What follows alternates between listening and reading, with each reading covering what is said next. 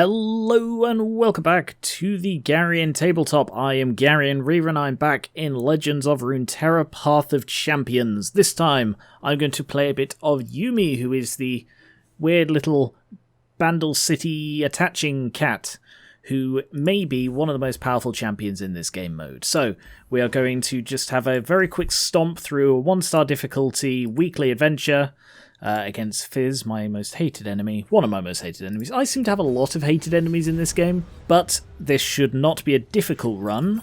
The things I have on her, she has Coalfield's Warhammer because that improves the initial attachment, and regeneration, which also carries over into the attachment. Things like the one that gives you the Rage Blade, which gives you 1/1, or other written abilities, do not carry over when they're attached, so you need to make sure that it's either a keyword or a stat boost. What do we have as the first power? That's not useful because that doesn't work with Yuumi. Vulnerable is possible, but probably not very useful, and that I definitely don't want, because one of the things in this is that all of the enemies... Oh, Caitlin. All of the enemies get Targon Peak. Grow my power to match my health. Cards you draw cost 1 less. That'll be useful because I'll be drawing a lot in this. Stony Suppressor. No ability because this is only a 1-star campaign. So, the abilities. The foe summons Targon's Peak, and at round end all players draw 1. Targon's Peak means that 1 card will randomly be 0 cost. And the 2 abilities that Yuumi has... let me just replace... Yeah, let's replace all 3 of those. Are summon 2 random 1-cost Poros at the beginning, and all allies have Fated. And they also gain an additional 1/1 when targeted. So Fated, what that does is, the first time you target them in a turn, they gain 1/1. So basically, they power up very quickly if you use buffing spells on them. So I want the Goat, because he gives you a gem, and gems are good for little buffs. And so that's gone to 0 cost. That is also 0 cost because I drew it this turn. So let's play that to get the Poro. I don't think I'm going to need it, but I'll grab the Papercraft Dragon. Yeah. Let's get the... Damn. I need to remember to go for the +1 attack. So they've all got Fated, and if I put this on him, gets quite a buff. So attack with everybody, and yeah, just attack. Oh, just enough to... Damn, yeah, maybe I should have played that a bit smarter. I literally could have won that turn if I'd played a tiny bit smarter, but that's okay. I was still dominating this. Ah, Yuumi, good. The way she levels up is she has to attack, or the card she's attached to has to attack 3 times. So if I attach to the one with Overwhelm... Wait, you've been following me? Yuumi talks. All right, let's Didn't see that coming. And... Oh, she's adorable, isn't she? And each round start, she gives the attached card 1/1. So that's just like basically a permanent buff that just keeps going on forever. It doesn't have like a limit. We'll make it a little bit stronger, but it also gets rid of the ability to give buffs to people. And I'll just... See, I've already used it on that one, so I shouldn't use it there, but yeah, whatever, I'll just use it on this. So it's a very powerful... This deck has incredible growth potential. Like, if you get lucky with your draws, and you can end up, like, attaching, like, essentially for the first 2 or 3 turns in a row, and then it's just... You're hitting with, like, quick and maybe elusive, and you're gaining attack each turn because of Yuumi. It's very powerful. Ooh, Diana, that's an interesting one, but I don't know what champion I'm going to get, so I don't really want that. I also don't want either of these. But Sandstorm could be useful. I could get rid of Targon's Peak. Who have we got? Hecarim, who's about ephemeral allies, Scion, who's about discarding cards, and Vi, who is just really useful. Yeah, let's go for Vi. Because I expect I'll be playing a lot of cards in this. So having Vi, who gets buffed by playing cards, is just a good combination. Wonderful, Vi from the beginning. I will keep hold of that, because if that gets reduced in cost, then that'll be very, very good for me. Oh, damn, I should have shuffled Vi because of the game start. Oh, well. So, whenever you draw one with attach, the first thing you should do is attach it to the one you want to survive. Because that one's still vulnerable to like a 1 damage spell, but that one now is not.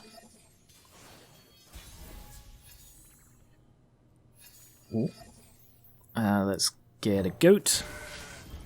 And Vi is powering up. Of course, this game will be over by the time Vi actually does anything. I think I'll buff that one so it can't get killed off. And play that as well, just to get another Poro. Let's go with the Loping Telescope. Vi's already up to 4, and we'll just attack with everybody. Ooh, 13 damage. This deck is very good for... You spread wide, and then you just power up what you've got. And you can start off with, like... Because if I tend to buff Yuumi with as much damage as possible. Because, like, already starting off as a 4-3, I could put her on anything, and it becomes, you know, much stronger. But if I put that on a Poro, a starting Poro, you can get up to, like, 7 or 8. So the first things you have in the game are, like, 7 or 8 damage. 7 or 8, oh, Vi's cheap. 7 or 8 power. Yeah, this wasn't much of a fight. Admittedly, it is only a 1-star campaign, so I wasn't expecting a challenge. And this is an early enemy who I don't even know what their power is. Oh, when they survive damage. Okay. It's going to be the first time that happens. Oh no, that one survived damage as well. This is more to show off Yuumi as a deck, because it is quite an early game deck, what with Yuumi being a 3 cost. And the 2 free Poros. I assume the reason they give you 2 free Poros is so that you can attach from the very first turn, but it does make this deck start with a bloody sprint. Let's go with the Grandfather Fae. Like, this deck's got quite a Fae leaning to it. Laurent Bladekeeper. I guess I'll go with that one, because there is the chance it could be made free, and that is a very powerful ability for a high-cost card. Like, one of the worst things to fight is Viego in the I've forgotten his name, Galio. Viego in the Galio campaign, because he has like a kill this unit and everyone goes down by 2 attack, and it has an item on it. It's normally like a 7-cost card or something, or a 6-cost. He has an item on it which shuffles 2 into your deck. Oh, that's just too good. Yeah, let's put that on that one. Sadly, it doesn't actually make use of the buff, but it's still a good. Still a good one to use. And they've done their attack, so let's get her with the attack one. Yeah, so it's got it's got that item on it, which means when he plays it, why did that go down? Oh, because of the Targon's Peak here, of course. Let's put that on you. Sorry, I keep getting distracted when I'm trying to talk. Because I get distracted easily in this. Let's go with... I don't have any support, so Tasty Feyfolk. Yes, he has that item on it, which means it shuffles a couple of low-cost versions of it into his deck, and it means that he will essentially spam them if you let him draw enough. And it's horrendous, because he'll just repeatedly play this thing that kills. It doesn't like deal damage, you can't beat it, it just kills you unless you have Spell Shield, and then reduces everybody's attack by 2. So I had him use it 2 or 3 times in a single round once. Very painful. Let's use Tiny Spear to buff that one. Make sure there's no chance of anything untoward happening. Play that because it's buffed. It's a really weird and rather creepy sort of... Looks like it's made of watermelon, but somebody ate part of it? That's just horrifying. Oh my god, it has the... It has the ingredients as the text. I didn't know that. She's now up to 7. I would be surprised if I actually get to play her. Because at this rate, I'm just going to win every match before. Yeah, that's fine. Let's play another one, sure. Just reduce the candidates to get reduced in cost.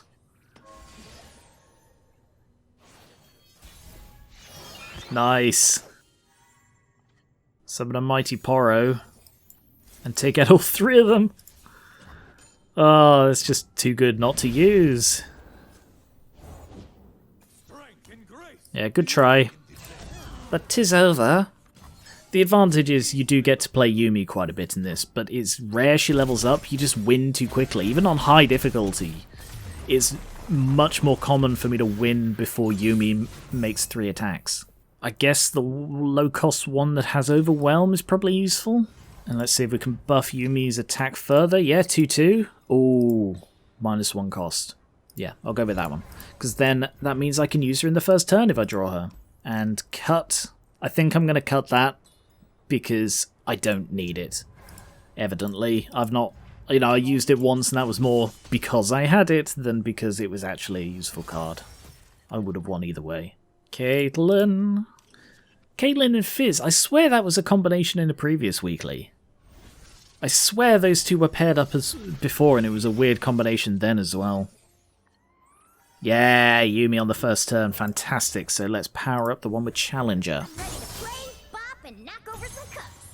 That's adorable. Oh, that's a creepy looking... Oh, it's because it's not a cat, it's a wump. That is a terrifying looking thing. Just its eyes. It's seen some shit. Cat found, female not very friendly, likes jewellery, not housebroken either. If she's yours, please take her back. Yeah. So is that a... yeah, that's an event one, which means it is exclusive to this, basically. Let's also play the Squire. And attack with these two. No, I don't really want to grab that. Oh, no, we'll kill it. So I do want to grab it. In that case, I can attack with everything. Probably could have sacrificed the Squire.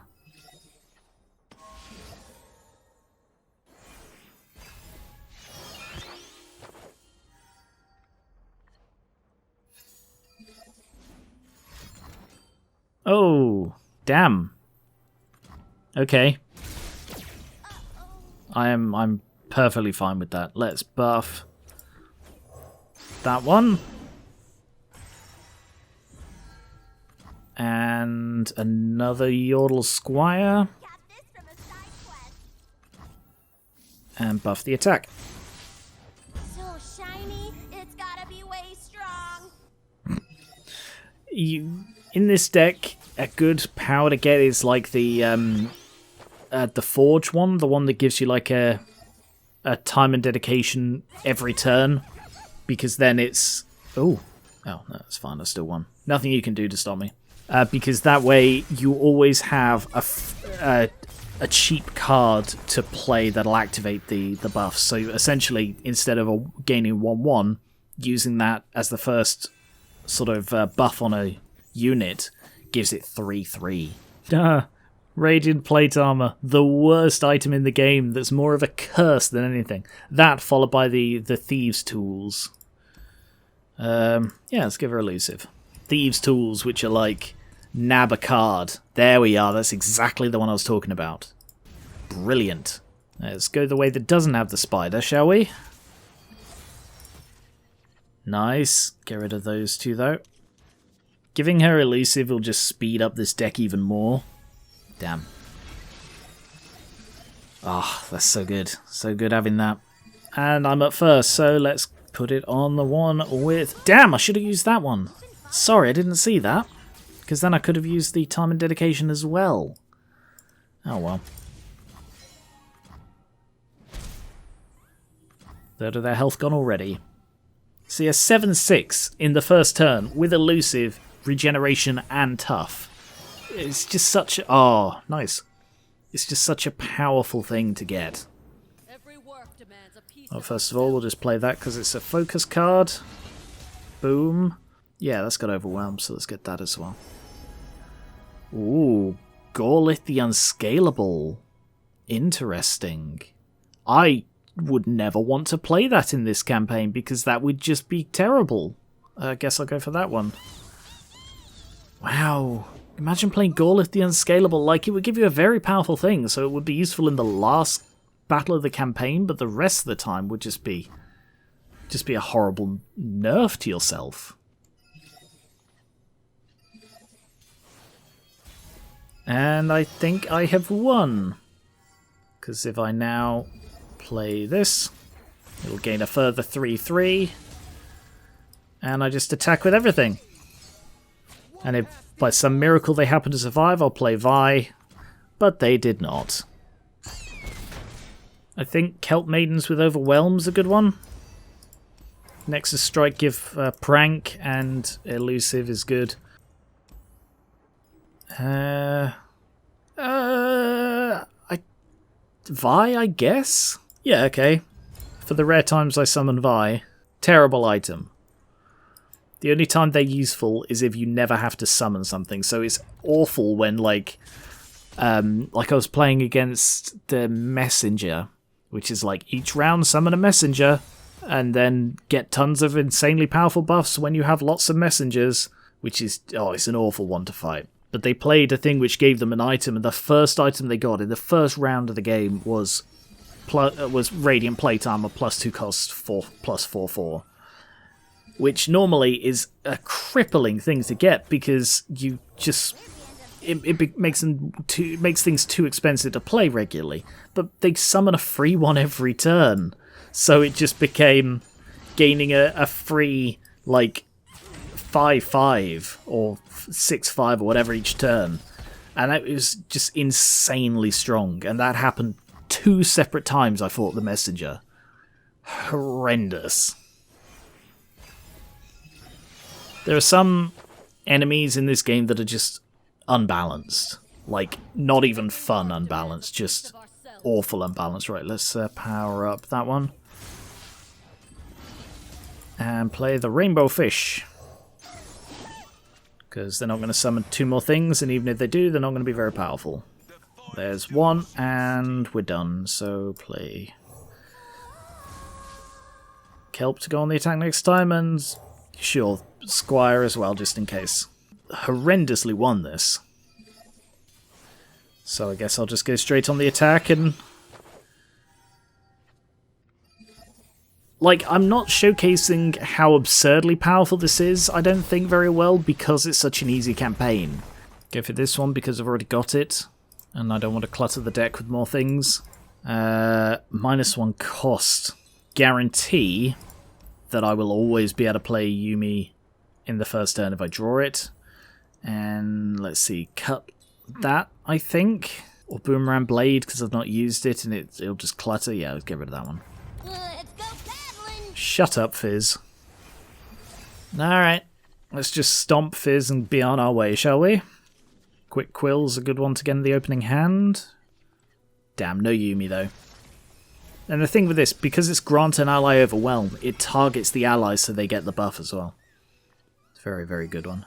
Yuumi, fantastic, 0 cost. Is that because of the thing or because of the Targon's Peak? I think it's because... Oh no, I think... I don't know. Anyway, the thing is you can play her separately. And I did once have to play her separately because I gave her a load of those abilities that are like... Gain 1/1 on an attack, and so written things rather than keywords. But it just doesn't make the most of her. She is so much more powerful if you can... Oh, damn. She's so much more powerful if you can attach her, because then she buffs something else, becomes essentially immune to being killed. Just buff her a little bit further. Immune to being killed, because if they manage to kill the thing she's on, the only exception, I think, is if the thing she's on is obliterated, in which case I think she's destroyed, because I'm fairly sure that's the case with weapons, like equips. Give Overwhelm. See, counts as targeting it, so it triggered Fate. And we'll also stick this on you. Targets you. Okay. That's doing absolutely nothing. And we'll also put this on you, so I've targeted everybody. And then we go on the attack. And Fizz can block one of them, because otherwise that would have... Oh no, not quite the end of it. But they had to sacrifice Fizz. Oh, bloody Fizz. He's the Scrappy of the Yordle world, isn't he? Let me at him, come on, seriously? You know, back in the day I liked Scrappy Doo.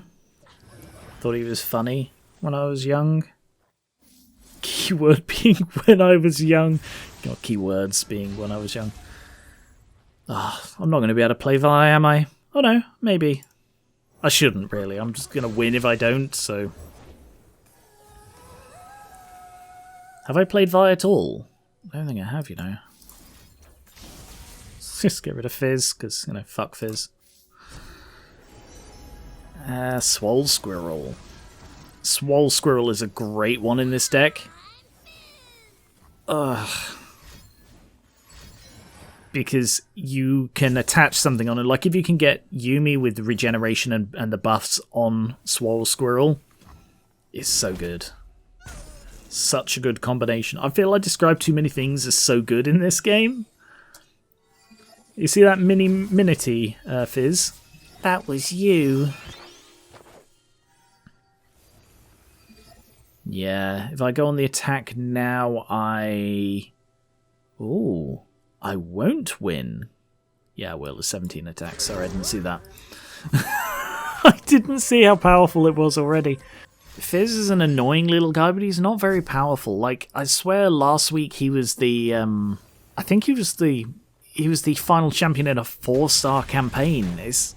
Why? He's not that good. Even if you build everything around him, he's just not that good. So that was a quick little look at Yuumi, who, as I said, I think is one of the most powerful champions in this mode.